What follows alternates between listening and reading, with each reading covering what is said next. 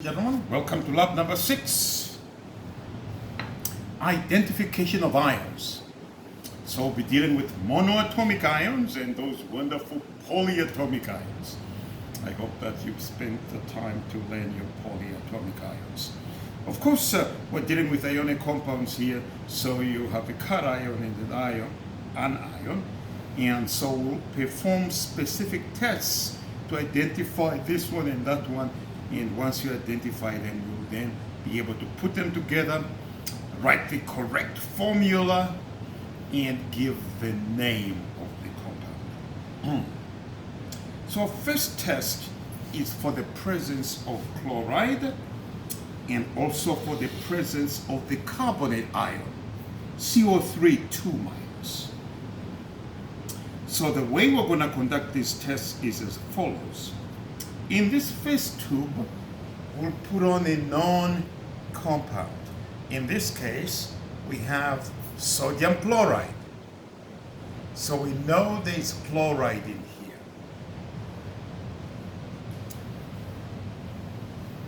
This is unknown 2. Is there chloride in there or carbonate? This is unknown 3. We're skipping 4, and this is unknown 5.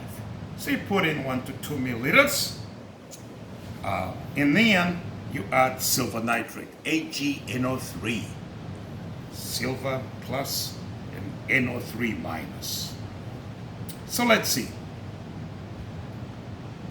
our test solution.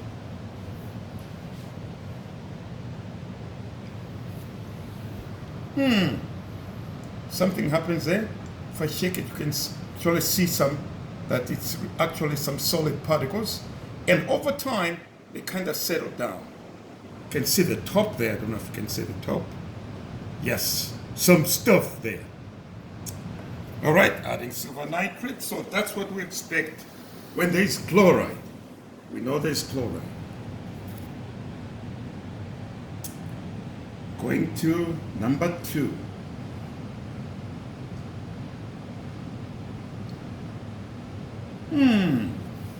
All right. Going to number 3.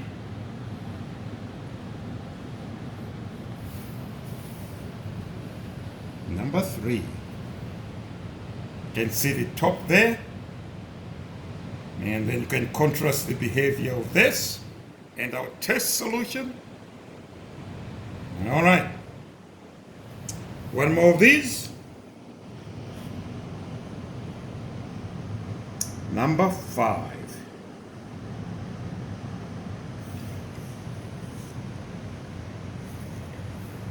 What you see for number 5,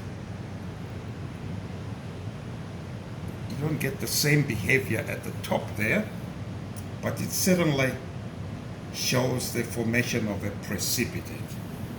Therefore, based on this, you can then say number 3 or number 5 have either got chloride or the carbonate ion. So that's the test for chloride and carbonate. Let's move this aside.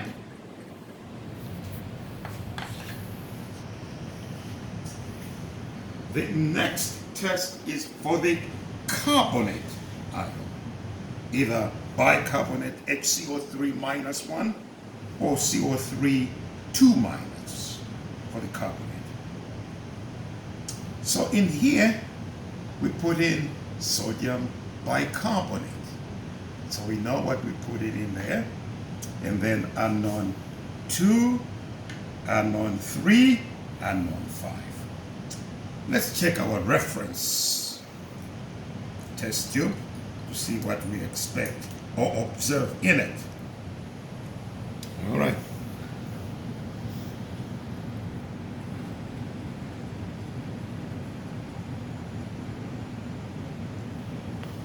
So that's the test behavior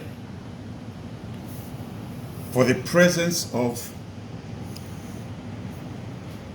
carbonate or bicarbonate. Next one.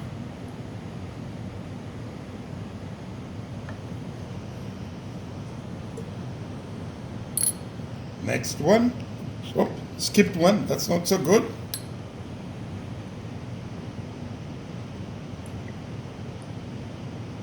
All right. Then number 5.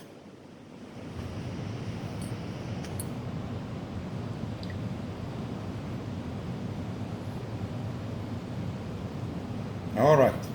So again, test 1, number 2, number 3, and number 5. So that's the test for the carbonate or bicarbonate, the presence of the carbonate or bicarbonate ions. Let's move on to the next one. We are now testing for sulfate, for the sulphate ion. And for that, we're going to add barium chloride. Let's see what happens. Our test solution.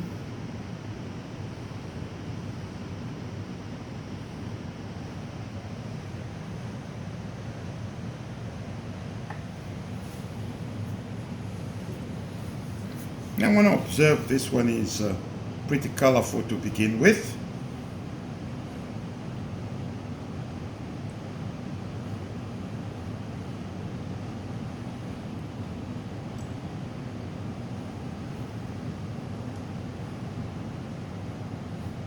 So bearing in mind the color that we started with, it's not simple, it's not a simple dilution.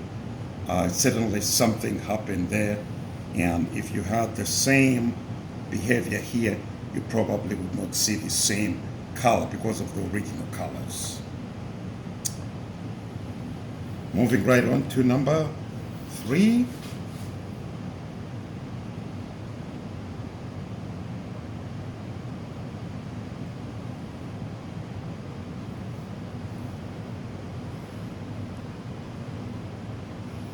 And then number 5.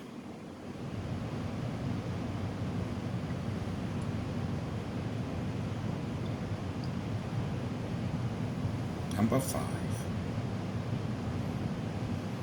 So again, that's testing for the presence of the sulphate ion. One more of these.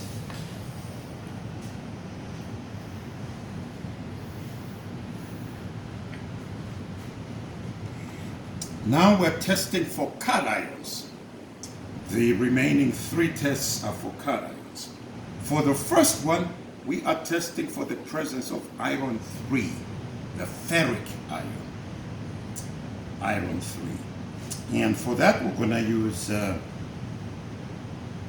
potassium thiocyanate, KSCN. That's a polyatomic ion that chances are you're required to know. Here is our test. The test consists of ferric chloride. So we know there's iron 3.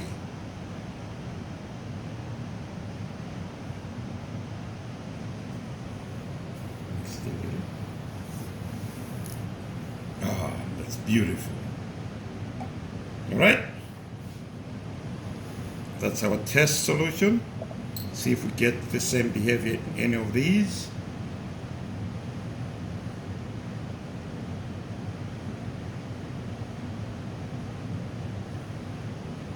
That's number 2.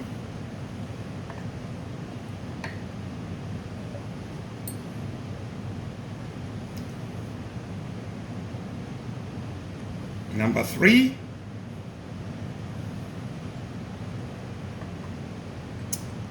And number 5.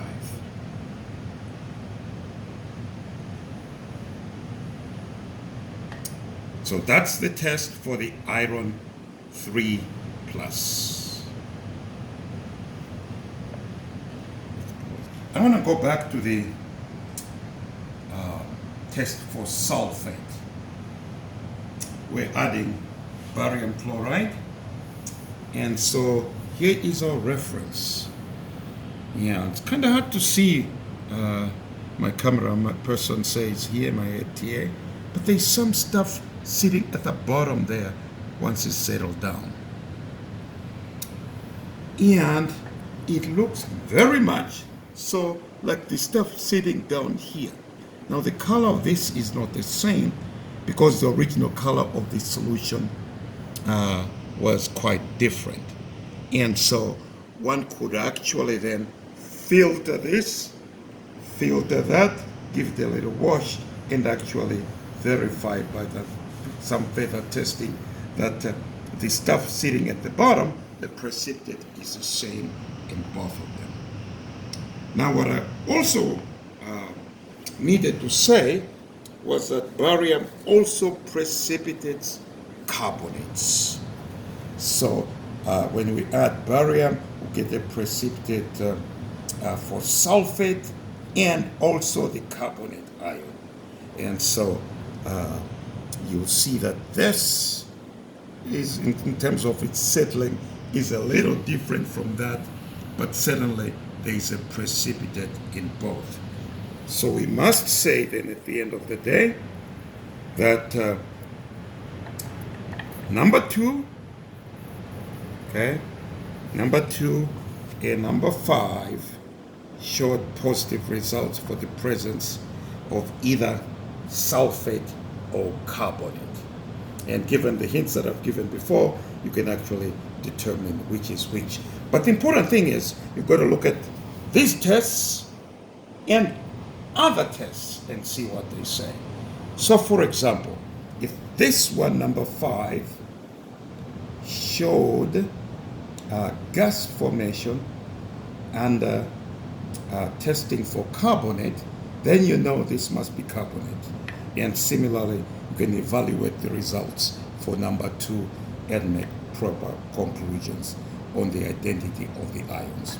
We have 2 more ions, potassium and sodium, that we're going to use flame tests for.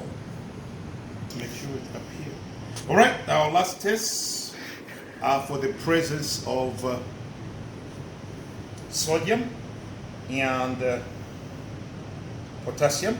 Let's go sodium first. This is called a nichrome wire. For our test, it's a wire. So first we need to clean it. And we're going to clean it by dipping it in 6 molar HCl. So I dip it in 6 molar HCl.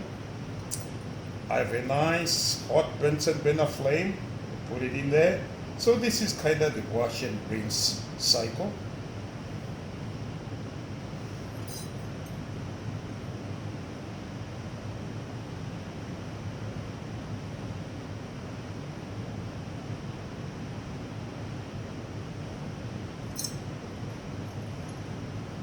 All right.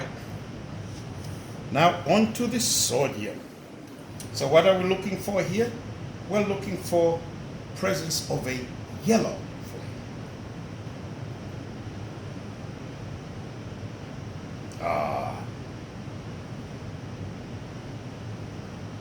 That's yellow. Now I need to clean it good here.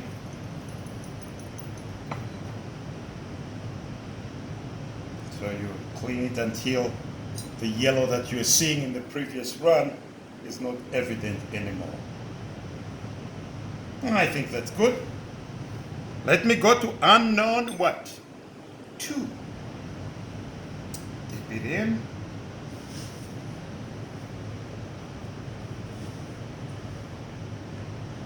We are not seeing the same activity that we saw earlier on. So that's number 2.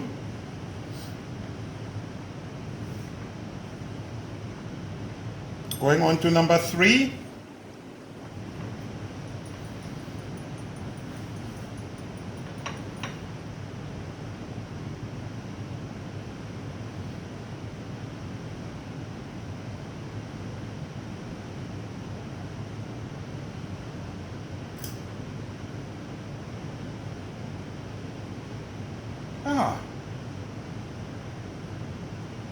Not the same as the previous one, slightly different color. We'll see why that is in a little bit.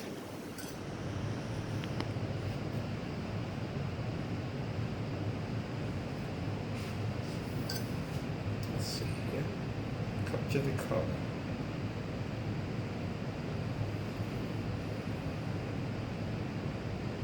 All right. You guys can go back and view the test solution if you forget what the right color is for sodium. Again, let's give it a good wash and rinse.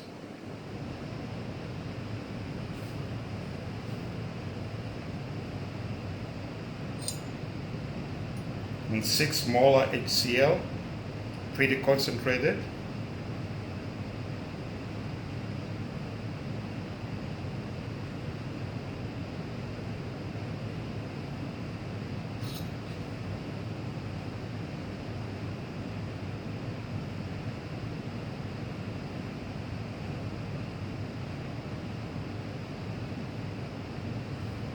All right. Now for the potassium tests.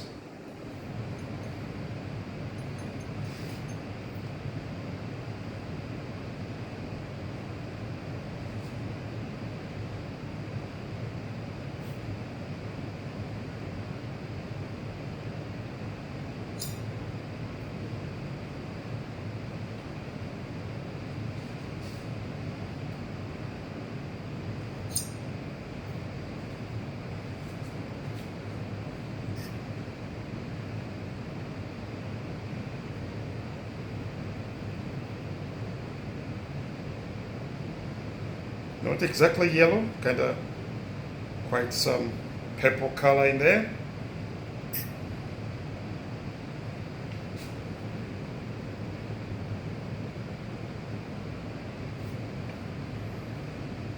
All right, I'll go back and redo those. It's the same test, so you can actually, this is doubling up actually, since we've run the same test again. Again, clean it.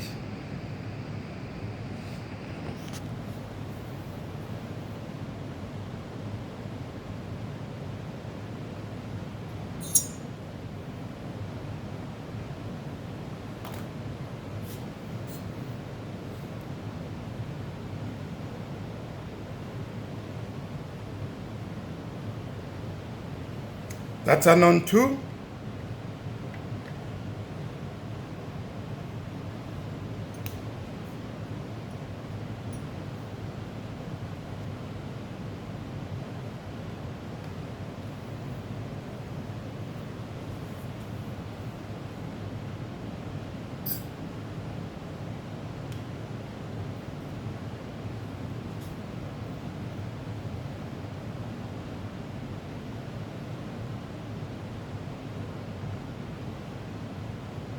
So if we're looking for yellow or a purple color,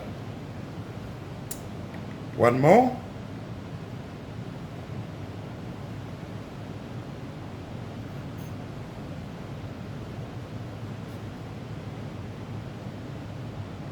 By the way, if you're wondering why there's a book here, is that we've got a lot of drafts in this lab, and so it's hard to keep the flame going straight up. And I needed to do so, at least for the sake of these tests.